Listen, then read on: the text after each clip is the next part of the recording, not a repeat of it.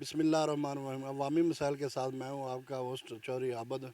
آج ہمارے پاس جو کسانوں کے مسائل ہے اس کے بارے میں ہم پوچھتے ہیں۔ میرے ساتھ موجود ہے میاں ایوب صابر بٹو، اس سے پوچھتے ہیں کہ کسانوں کو کیا مسائل درپیش ہے موجودہ وقت میں۔ السلام علیکم میاں صاحب۔ وعلیکم السلام۔ جی چوری صاحب، بہت شکریہ، آپ نے جو ہے نا اپنا قیمتی وقت نکالا اور عوام کے مسائل کے اوپر آپ بات کر رہے ہیں۔ ایکچولی دراصل مسئلہ یہ ہے کہ جو حکومت ہے اس میں ان کی بڑا عمل دخل ہے۔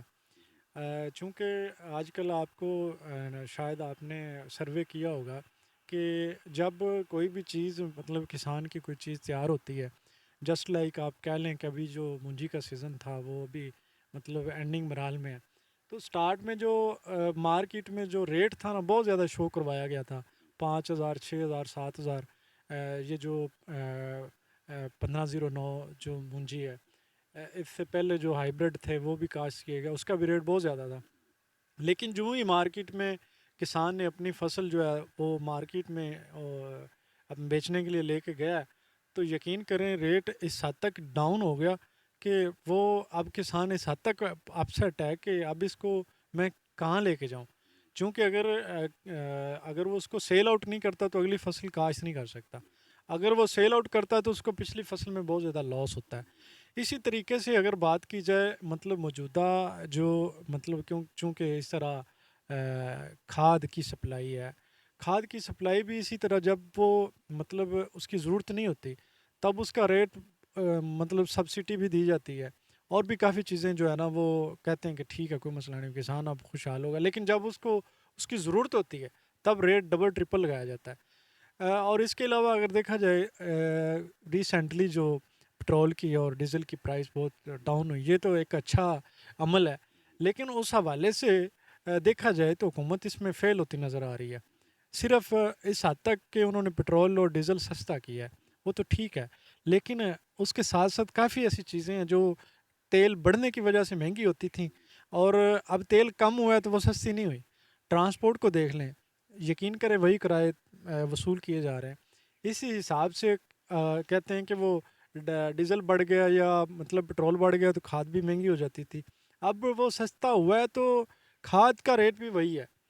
اور یقین کریں اس سے پہلے جتنے بھی جو پمپ والے لوگ ہیں، پٹرول پمپ والے لوگ ہیں، وہ اس حد تک اسٹرانگ ہیں کہ اس سے پہلے 2 4 دن وہ اس چیز کو بند کر دیتے ہیں، اور ڈبل پرائس میں وہ اپنا جو سسٹم ہے نا وہ کور کرتے ہیں، وہ بھی کسانوں کے اوپر ہی اثر ہوتا ہے۔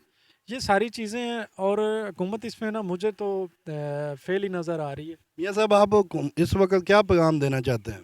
میں تو جس طرح سے محسن نقوی صاحب ادھر ادھر بازاروں میں یا ادھر ادھر پھرنے سے بہتر ہے کہ جو جتنے بھی ادارے کام کر رہے ہیں ان کے اوپر کنٹرول کیا جائے، بجائے سے کہ آپ سروے کر رہے ہو۔ یہ سروے تو آپ کو ٹی وی پہ یا کہیں ادھر ادھر نظر آ جائیں گے، لیکن اگر آپ اداروں کے اوپر پوری گرپ رکھتے ہیں نا تو میرا خیال ہے کہ آپ ٹیلی فون کال کے اوپر بھی ساری چیزوں کو ہینڈل کر سکتے ہیں، بجائے سے کہ آپ لوگوں کو یا سوشل میڈیا پہ نظر آ رہے ہوں کہ جناب محسن نقوی صاحب گھوم رہے ہیں، بڑا ورک کر رہے ہیں۔ یہ اس طریقے سے ورک نہیں ہوتا، اس طریقے سے خرچے بڑھتے ہیں۔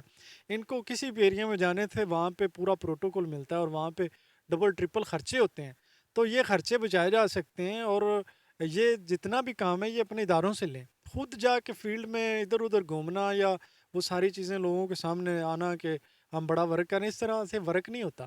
یہ میں تو حکومت کو ایک میسج دینا چاہوں گا کہ اگر جتنے بھی ہمارے ادارے ہیں ان کے اوپر پوری ایسی پلاننگ کی جائے کہ جس سے اگر پرائز کم ہوتی ہے تو پرائز کا آگے اس سے متبادل جتنی بھی چیزیں ہیں ان کے اوپر بھی کنٹرول ہو۔ یہ نہ ہو کہ ایک چیز بڑھ رہی ہے تو دوسری چیزیں بڑھ رہی ہیں لیکن کم ہو رہی ہو تو اس کے اوپر کوئی کسی کے وہ نظر ہی نہ آ رہی ہو۔